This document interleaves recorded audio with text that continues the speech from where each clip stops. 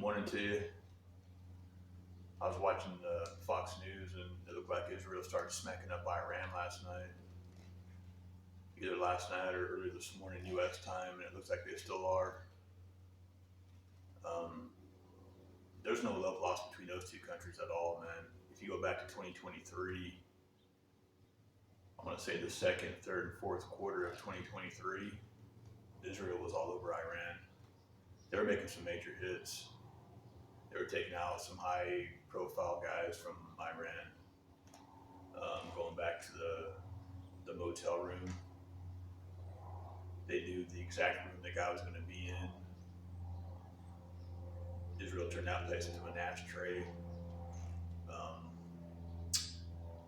The chopper that went down in the blizzard, there was 3 or 4 high-profile guys in that chopper when it went down. Nobody knows how it went down. The thing with the pagers or the beepers or whatever it was, somebody dialed it in and they all went at the same time. Israel's been putting it down. Israel's been lining up. They're not scared of Iran whatsoever. But the U.S. is involved.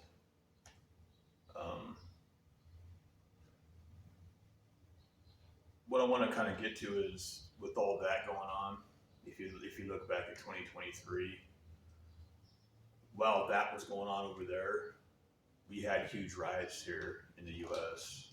And is that going to come back? Now that we're seeing this conflict again between the U.S. supporting Israel and Israel attacking Iran, what's that going to do here in the United States? Now, I remember back in 2023, we kept seeing all these protests on college campuses. For you young kids or you parents that have kids in college, they might be a few hours from home. They might be a few states from home. If their college campus gets taken over by a large protest and the roads are blocked, they might not be able to drive home nor make it on foot home. So if they're stuck on campus due to possible protesting, like the Hamas stuff that we saw in 2023, you might want to be prepared. Some of you young kids, all you know is school. You're 18, 19, 20 years old. All you really know is school, and that's fine, you're young. But you want to be aware and you want to be prepared for possible protesting.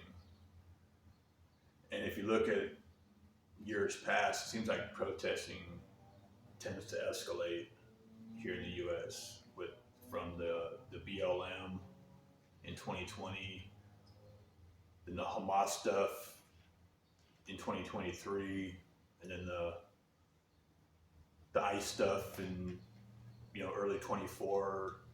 All these protests kind of seem to gradually get more and more violent. I guess that's the word you could use. They're kind of getting more violent now. So if you're a kid on campus, I would prepare. I would pray. You can laugh if you want, but I would pray. I would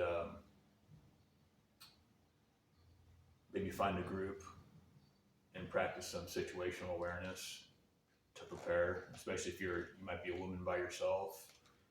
You might be a young couple. You might want to keep something in your dorm for protection. So protection kind of runs parallel. And even if you're rocking solo, you might want protection, at least protection, if not the other two. I'm going to share my bros idea with you guys.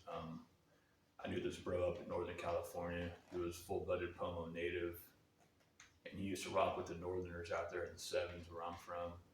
And he had an idea back when we were all younger.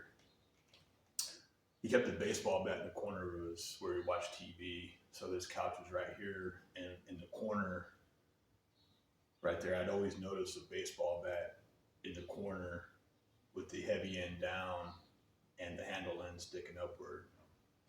I asked him one day, because you could see most of it sticking out, he had a sock around the heavy end of it.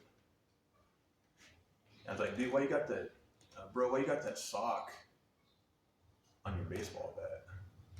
And the way he had it on, it was slid over the heavy end, and right where the bat starts to taper more down towards the handle end, where the paint stripe is at, it really starts to taper there into the handle.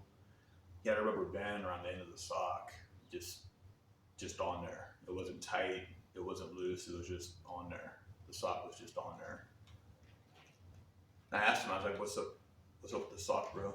You know, and he stands up and he points, you know, like if you were to come down with a bat and he had it straight out like that, you know, take the bat out of my hand.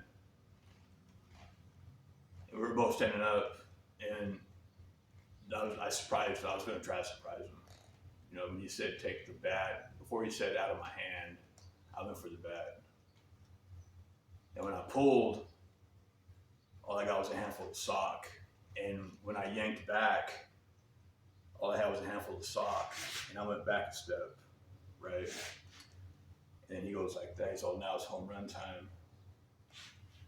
And for those of you that don't understand that, if you swing a bat at somebody, chances are they're going to try to pull the bat out of your hand. Now, if you use the sock trick,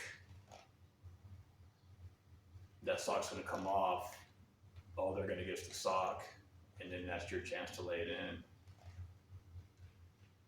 He didn't lay it in on me, but he was just showing me. You know, he was showing me the sock trick, and that was part of our little get down up there.